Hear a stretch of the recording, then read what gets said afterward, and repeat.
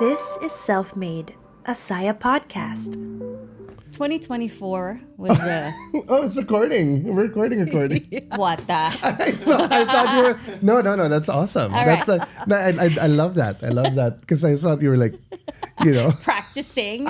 Okay, and here I 2024. was like making sure my tummy wasn't seen from my. But If his buttons pop out, yeah, we my just- buttons are. I'm sorry, guys. Yeah, we have this. You'll see a better Quark in iPad. 2025.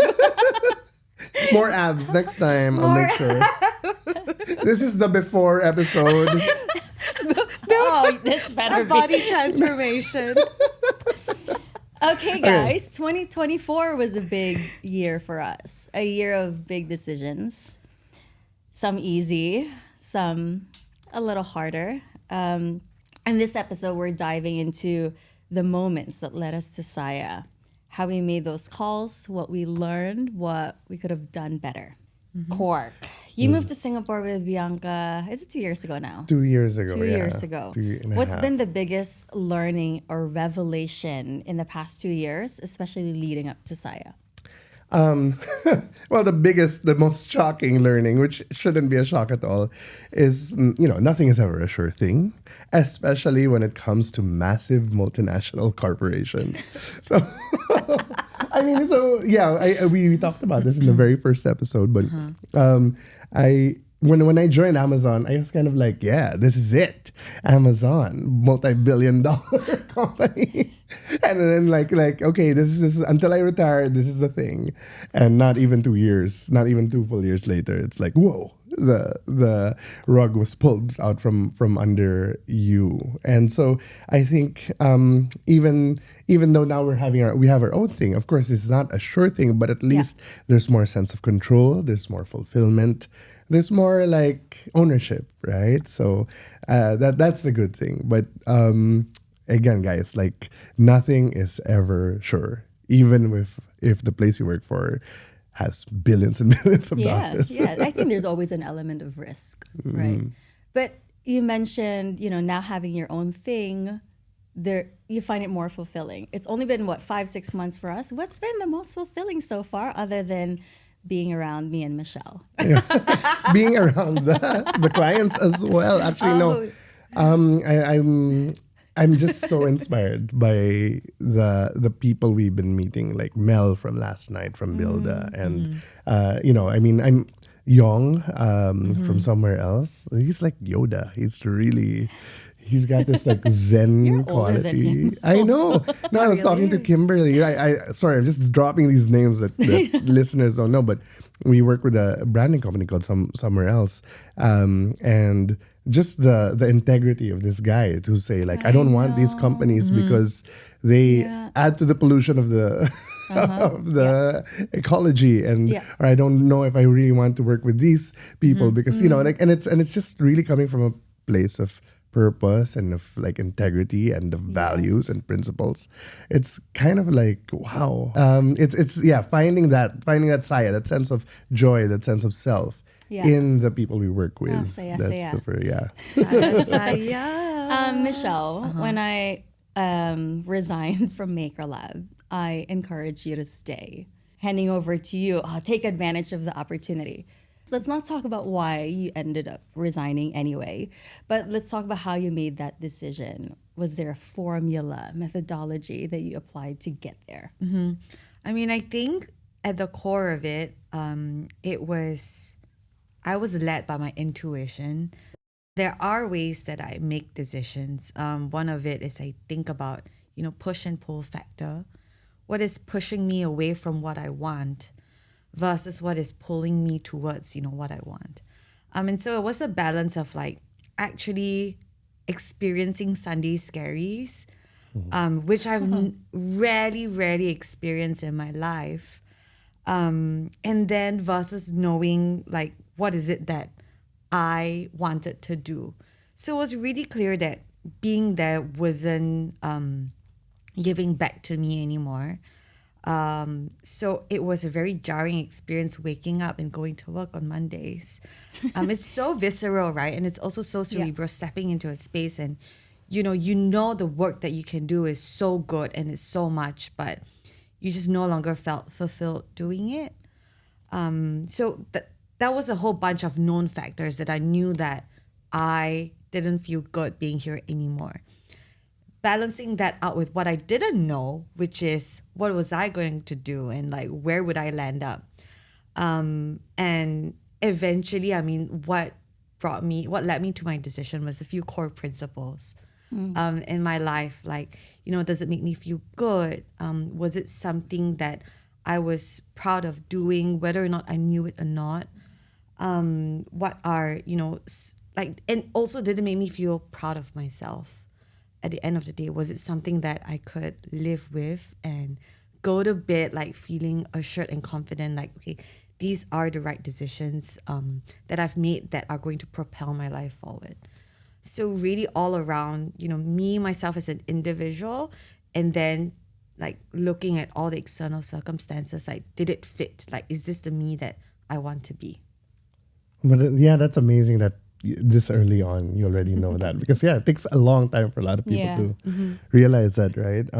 But Sunday Scaries is like something Jeff in our last podcast kind of Dropping names again. Jeff Sable. Jeff Sable from our department, our client. Yes, I want to didn't mention, right? Like when you have that, like, your heart starts beating fast when you think about the next day, and I think that's such a metaphysical. No, it's somatic. Yeah, psychosomatic. Yeah, there you go. Like kind of like reaction of your body telling you that. Yes. Yeah. So, I mean, just flipping it over to you, Nathalie. Like you've made some major decisions as well. What is your process in kind of like deciding when to go? Should I stay or should I go? So, The class. where's the song this time? Like the first episode. Should I stay There. or should I go now? Man, we crack each other up. So for me, aside from making sure that my basic human needs like food, shelter, shopping, and luxury travel are taken care of, actually, I think I use the same framework when evaluating whether I want to accept an offer or leave a job. So first thing for me is, the statement, you are the company you keep. Am I okay being defined by this company and the people I work with? That's one. Two, this is actually from a movie. You accept the love you think you deserve. I think this is from The Perks of Being a Yes, Wallflower. Yes. I love It's a that book. movie It's so a much. book. It's a book. So that for me, am I accepting that these conditions are what I deserve right now? And then the third, is it a mutually beneficial relationship? So am I contributing as much as I'm learning? And like the follow-up question to that is, if I'm contributing more than I'm learning, am I getting paid enough to do that? Yeah. Right? So, and it, for me, actually, this also how I evaluate my personal relationships, like those three things. So if the answer is no, then I know it's time to leave. But the challenge for me is pulling the trigger to actually leave. Yep.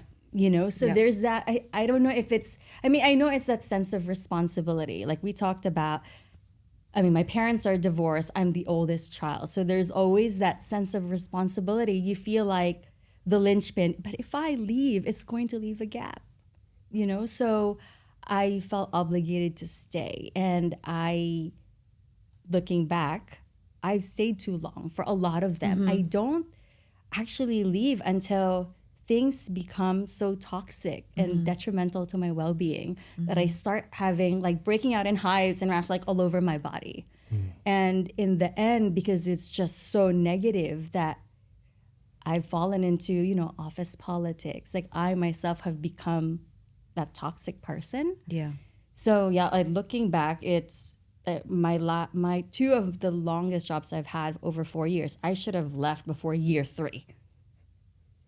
So that's like a learning for me now. I regret that. I should have left earlier. And then if you bottle it up, it kind of like results in, Yeah. LinkedIn posts. Are we going there? I have a good anecdote, like when it comes to knowing when to leave. So someone much older than me like gave me this lesson in the middle of a dance floor at a rave like 6 years ago, I think. And it was, we were having a great time. It's like the best time of the night already. And then he goes, yeah, let's go. It's time to leave. And I'm kind of shocked, like, wow, it's the best time. And his follow-up response was, it's never going to get better than now. And that is such a good way to think about when to leave, like for me, even at the workplace, because you're only as good as the best thing that you've done just right before this moment, right? And I think a lot of people get stuck to where they are because they just keep holding on for, okay, what's the next best? What's the next best? They never really sit and, do a stock take that, okay, this is, what I've done, and I'm happy, I'm satisfied. Let's go on to the next challenge. Rather than just constantly chasing that high that you felt at that one place with the right group of people, with the same group of people. Yeah. So did you apply that aside from raves? Did you apply that in any other thing in life? You won't leave a happy relationship. My marriage is so great. Sorry, babe, I gotta go.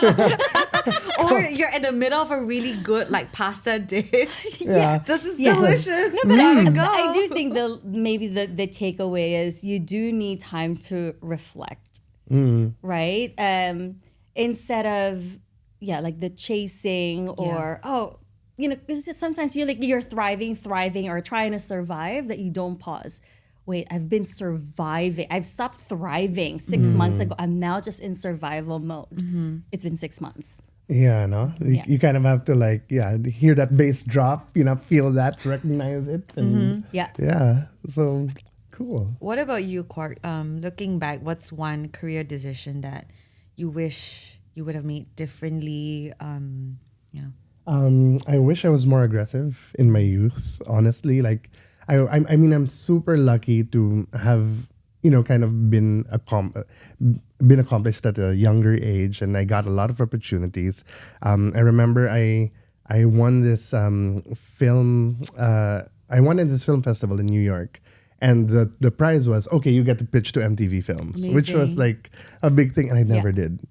Because I was scared, or I always thought the opportunity would be there, or I felt I wasn't ready. And I think when you're going up the ranks, when you're starting your career, never feel that you're not ready, even if you're not ready. Right? You have to really take advantage of that moment. It's kind of cosmic almost when things fall into place. And I mean, throughout the years, I've kind of learned that I know this sounds like a little bit mumbo jumbo-ish, but there really are trends, right? There really are like periods of time where everything seems to be working out, and there are periods of time where they don't. And you have to just be ready. You have to take it, and don't let fear conquer you. And I think there's also the Asian humility versus the Western hustle, right? Where, it's like, like as Asians, I think especially as Southeast Asians, we're always like, oh no, it's okay. We don't want to be, take control. We don't want to take charge. We don't want to be the big person in the room, and we don't want to fight or grab what we want to, what we really want, right? And so I think there's a good balance between there, and I guess also having worked in the US, I see the value of the hustle, and and like selling yourself, which I'm completely bad at. So, I mean, what's fascinating listening to this is I would say that you have had a really pretty decorated like career, and to hear that you think that you wish you would have been more aggressive, I can't reconcile that. Right. So it kind of means that even though you've achieved so much, there was still more that you wanted for yourself. There's still more that you felt that you could have done. Yes. And I think, because towards after business school, I kind of became more of a producer, more of an executive, right?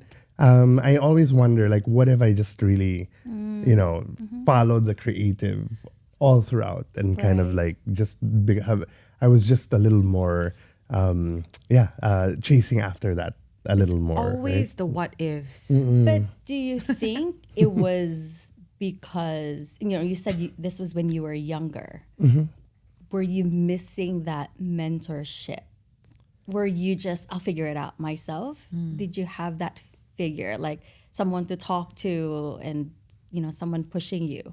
You know what? Sadly, no. Actually, like you're right. I think also now there's a new breed of producer in the world who are kind of like, they're more creative. They think more creatively. They have a festival strategy. They know which critics to reach out to, and that kind of producer only in the Philippines, at least, came out around the 2010s. And when I was in the 2000s, the producer was more of like a numbers person, like we're gonna get the budgets down, blah blah blah. So I didn't have that kind of partner, where that would kind of like be the person to sell you, be the person to think about your strategy of getting your work around. So that and also a mentor, I guess. I had a mentor in college. Like she taught Marilu de Azabaya, one of the still my greatest teacher ever. But because I think my first film was Bold. Which What? Was it? It was. Oh my God. It's like porn. Skinemax. Oh, no, not porn, It's like but softcore. Like you have to break into the industry. Oh my God. No way. Yeah. Was this a student film? No, this is my first my studio film. My first first feature length studio film. Yeah. So it's called interesting. Gamitan. It's like What is it? until now Gamitan, which means like the act of Gamitan. using each other or Oh, something. yes. Okay. And so, yeah. and strangely enough, like grown men now in their 40s and late 30s still come up to me, oh my God, my childhood because of you. We gotta watch this. My adolescence, you were in charge. Thank you so much. Then I'm like, I don't want to think about this. Get away from me. Christmas screening. So yeah, Okay. she got so mad. She didn't talk to me for Oh my years. gosh. And but eventually, like she did come back, and What made, now we're talking about decision, sorry, but what made you decide to do that type of film? it was kind of like, it's actually very standard. In the Philippines, you kind of start either one of two ways. It's either a rom-com or a sexy film, because basically those are sure box office. No, it was such a massive, until now, the second highest streaming site in the Philippines after Netflix is Viva Max, which is a softcore. So it was a data-driven 11 decision. million. Yeah, so producers, if you're a Interesting. first-time director, they will only give you one of the two. Wow. Interesting. Yeah, and I chose the sexier one because I could tell a story I wanted to tell, basically. Okay. Yeah. Well, this is even more interesting now for me. Not because it's that, but that you still only had those options, even though your family is, celebrity status. I thought it would have been, Quark right away, like a, I don't know, big box office. He wanted to do his own drama thing. or something. Yeah. No, I wanted to do my own thing, and I think also, Yeah. a lot of people think, like when we were in college. Yeah. We can talk about my mom a bit, Vicky Bello, who's I guess a famous cosmetic surgeon. When we were in college, like she was still kind of like up and coming, right? She wasn't a household name. It was only, and I realized this maybe towards fourth year, that's when people in our year would actually say, "Oh yeah, you're Vicky." But it's only when I graduated college that actually my mom kind of like was going towards becoming famous. So it's not as if it's like, we grew up being royalty, and I'm actually very grateful, because then I kind of had a normal childhood. Unlike Scarlett, for example, who's like going to Right. all the fashion weeks and She's 8, right? 8 yeah, or with 9? 8 How old? million She's 8 followers, years nine old? nine. She's 9 years old. 9 years 9 old. with yeah. 8 million. Yeah, 9 with 8 million. Amazing. A million for every Follow year. me. I only have 200 followers. Nathalie D. Ramirez on Instagram. Follow Saya, actually. Oh, How many Saya. followers do we have? But Saya.agency. That's our website. we should have a Scarlett takeover. We absolutely should. I guess as we're close to, wrapping this up, what advice would you give someone plotting their next career move in 2025? Let's start with Michelle? So I come from a position, still relatively early on in my career. So I'm not about to tell someone to go retire. Although I love retirement, I love the concept of retirement. Something I think about all the time. Yeah, and I've been thinking about that too. I want to know what my life is going to look like. But no, I love working. 2 tips, I guess. The first one really is, again, related to how I think about intuition and how I think about what drives you internally. Figure that out, fuck around, and you find out. That's all. Be curious about what is it that you want to do, and then do it. I think you're worse off not doing it and not exploring for yourself than trying it out, figuring it out, and then discovering what the outcome is. Second, more actionable tip is to get out of your head and into the real world. Meet, 3 to 5 strangers on a monthly basis, because there's so many people out there who are doing like amazing work, who have got so many things to share and like teach you about. And just get out there and be a sponge, because that is truly like how you learn and how you can also understand like things that are, not within your own headspace and not within your own work environment and your own life environment. Cool. For me, I guess, advice to the next career move, right? I guess my friend Alexis Cheseco, who's a film critic who passed away, said the first impulse is always one of love. And I think that applies to everything, right? Whether it's like, reading a book and falling in love with what you're reading, hearing a good song, but also kind of like what gets your, what makes your heart skip a beat. And once you've figure that out, then go down that rabbit hole, like dig deep, like find out more about this thing, whatever it is. And also, I guess, again, going back to the cosmicness of it all, just the power of luck, being in the right place at the right time. I know that all my major career moves were because I was in the right place at the right time and presented with this opportunity. Just take it, even if you're not ready.